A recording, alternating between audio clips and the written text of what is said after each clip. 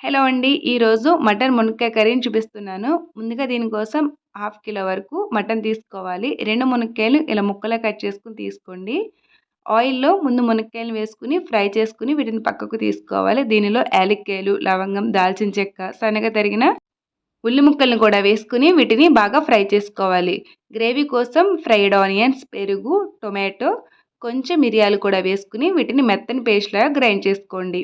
ఉల్లి ముక్కలు వేగాక అల్లం వెల్లుల్లి పేస్టు, పచ్చిమిర్చి, మనం గ్రైండ్ చేసి పెట్టుకున్న గ్రేవీ పేస్ట్‌ని కూడా వేసుకొని మటన్ కూడా యాడ్ చేసుకొని బాగా ఫ్రై చేసి ఉప్పు, కారం, పసుపు కూడా వేసుకొని చికెన్ మసాలా లేదా మీట్ మసాలా వేసుకొని వాటర్‌ని యాడ్ చేసుకొని కుక్కర్ మూత పెట్టుకొని 4 విజిల్స్ వేయించండి. కుక్కర్ మూత తీసి ఇలా ఫ్రై చేసిన మునక్కాయలను కూడా వేసుకొని మరొక 15 నిమిషాల పాటు కుక్ చేసుకోవాలి.